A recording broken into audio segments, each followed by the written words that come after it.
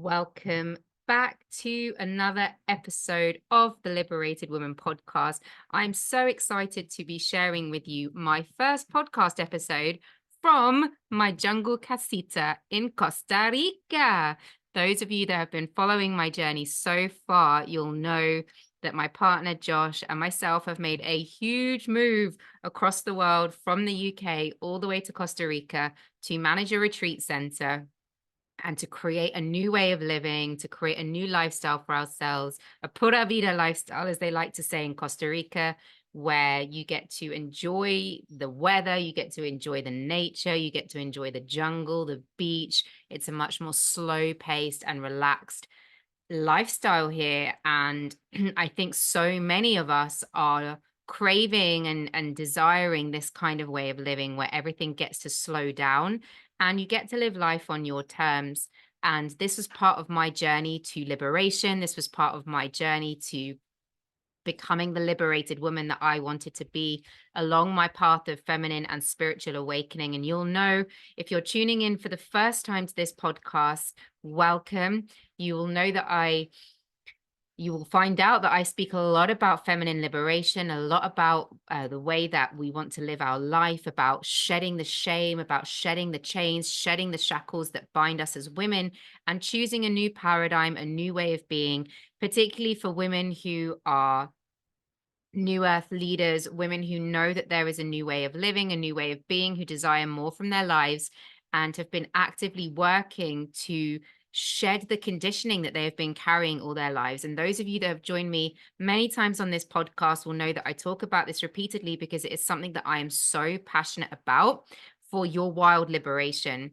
And liberation can look so different to so many different people. For some people, liberation, for some women, liberation is not having to go to work so they can stay at home and look after their children and have the freedom to be present as a mother with their children.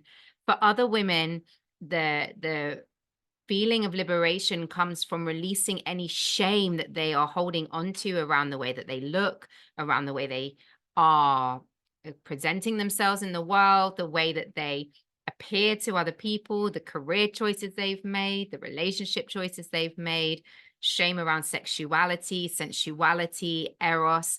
Liberation looks so different to so many people. And I'm here for your liberation, whatever that looks like to you. And for me, liberation was about really stepping deeper and deeper and deeper into my feminine essence and letting go of all of the patriarchal conditioning that I'd been carrying inside of me for so long, not only from this lifetime, but from so many lifetimes of my family lineage, my ancestral lineage, family trauma, and the collective trauma that we as women carry, believing that we have to be a certain way, look a certain way, and do things in a certain way in order to be accepted into our society. And I'm here to tell you that no, absolutely not, that there is another way. And I'm literally sitting here in my jungle casita. If you're watching this on YouTube, you will see the background looks very different to my home back in the UK. The whole thing is made of wood. There are no proper windows in terms of I can't open and close the windows. It's all open air. So we are literally living in the jungle. We can see, as I look out the window now, I can see the trees, I can see butterflies, I can see crickets, I can see dragonflies. You might hear at some point during this episode the howler monkeys that make lots of noise. And we are literally immersed ourselves in nature. And that is what we truly wanted to do as part of our liberation. And last year seemed to be this year of the quantum crumble for so many people. Paradigms were shifting, narratives were changing. People left their long-term jobs, people left long-term relationships, people sought new ways of being. I know lots of people that bought camper vans, people were taking their kids out of schools and starting to homeschool them. And people were having these seismic shifts in their life on a personal level as women, but also as a collective. We really awoke to deeper atrocities that the world is capable of. And I really wanted to place myself somewhere this year where I could get very grounded so that I could build a foundation for my future as a mother, so that I could build a foundation for my future as a community leader, as somebody who serves the community, as somebody who holds healing sessions for people, who's someone who holds ceremonies and rituals and journeys. If I am not grounded in that space, it's much more difficult for me to hold a very potent and powerful space for you. And it is really my life's mission to for all women to be seen, heard, and witnessed, and to make this spiritual journey accessible to you at various levels so that you can come to me and say, Shani, I'm in this place in my life, and I'm just wondering how you can help me to move through it. And at every level, I will be able to support you in that journey because I know what it feels like to go through this feminine awakening journey. I know what it feels like to go through a liberation journey. And I'm so grateful for all of the women that held me in my vision, for all of the women leaders who supported me in my healing so that I can get to where I am now in this jungle casita in Costa Rica, where I am coming to you live for my first podcast episode. So I just really wanted to share that with you because it is possible for anyone.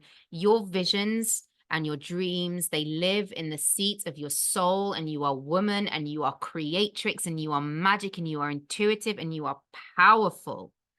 And inside every single one of you lies gifts, and those gifts have been given to you at this time, and those gifts are there for you to share with the world. And it might be on a small scale, just with your family, with your immediate family, maybe a partner, your children, maybe with your community, maybe with your friendship group, the people you work with. The difference that you make in the world has such an incredible ripple effect out into the world, where you are literally activating other people all the time. I speak about it a lot in my episode that I spoke about light language activations, because when I was going through my spiritual awakening, I was activated by somebody else into being able to have the gift of channeling light language. It was actually my partner that activated me. But if I hadn't have done the healing journey that I had already done to get to the point where I was open to be activated to those gifts, I might have never received them, and I might not be using them with you to help you in your healing and your activation. And so every little part of your journey has this incredible ripple effect, bigger than you can see, bigger than you can know, because there is such a beautiful divine path that is laid out for you. And when you follow the whispers of your soul and you get clearer and clearer in your body, in your soul, in your mind, you can start to activate those gifts too. And the women that I've been offering light language sessions to recently, that's exactly what we're doing in those sessions. Often they come to me with fuzziness, fogginess, a little bit of kind of a stuckness, a stagnancy in the body, in the soul, and in the mind. And when I use light language, if I speak it or sing it or move it for them, we can go straight to the root of that issue and start to shift the energy around it so that you're clearing the blocks and you're clearing the path, and you're bringing in life force energy. It reminds me actually of what happened here at the retreat center yesterday. There was a fire that started to happen somewhere in the region of San Juanillo, where we are based. There was a fire, and we could start to smell the fire coming over towards us. And we needed everybody here at the retreat center to start to take a rake and to rake the path, because we have a lot of dry leaves here that naturally fall down from the trees. And we had to rake the path.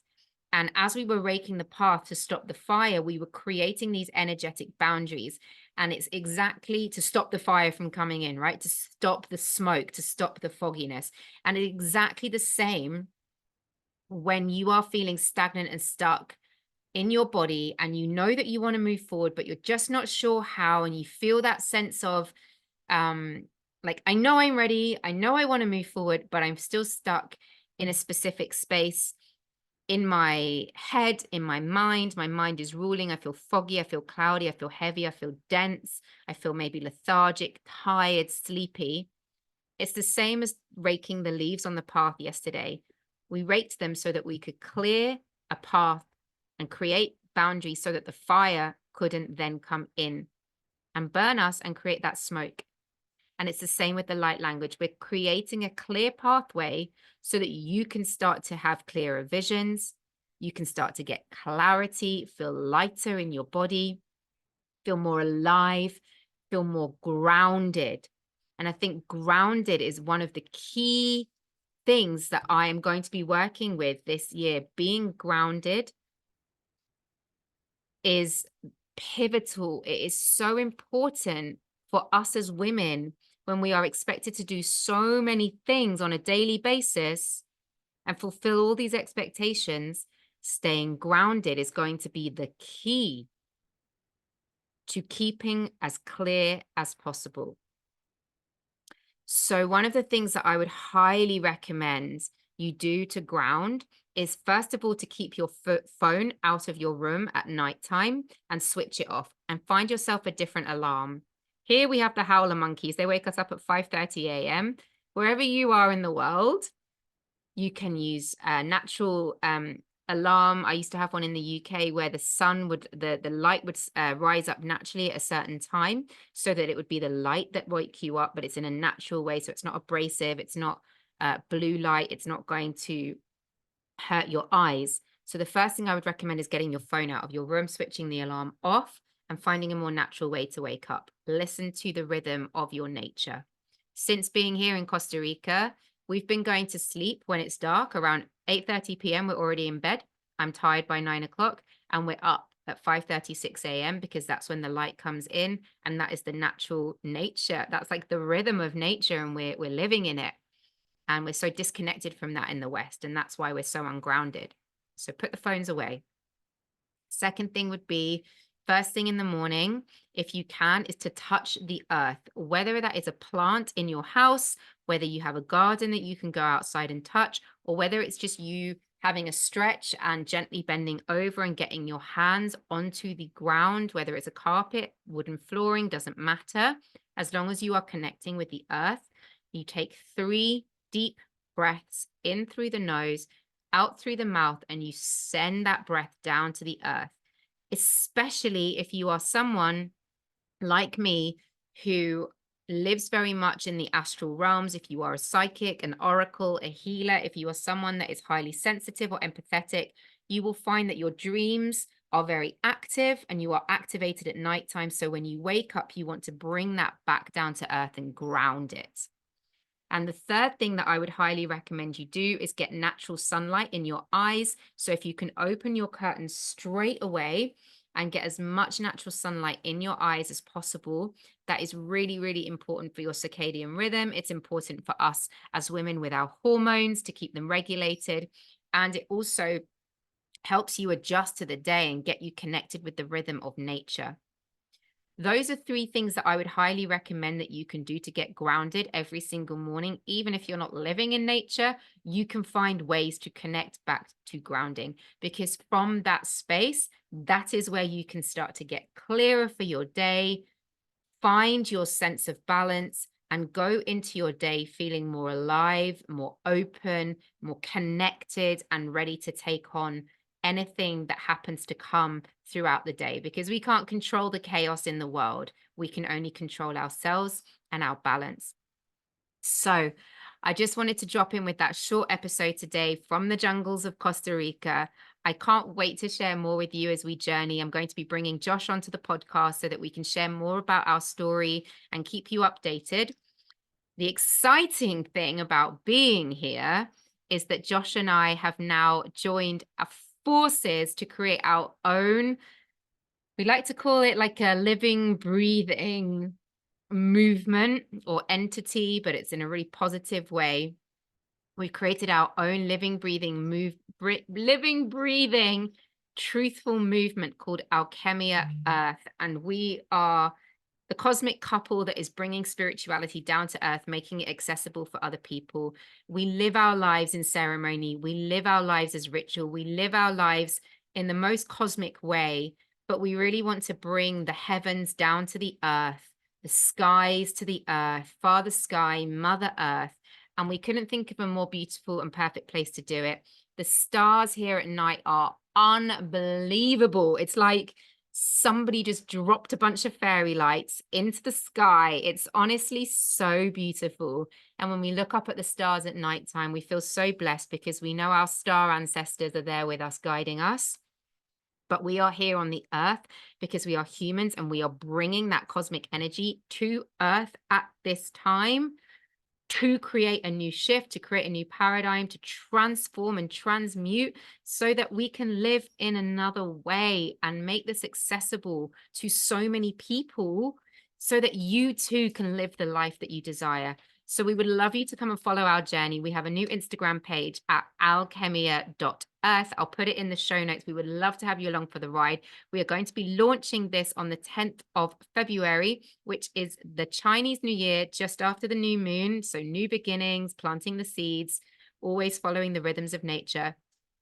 And this year is a wood dragon year. So we're bringing dragon energy, cosmic energy, mystical energy into our new living, breathing entity of Alchemia Earth. And we would love for you to come and join us on there. For now, wishing you a beautiful, beautiful day. Until we tune in next time, I love you.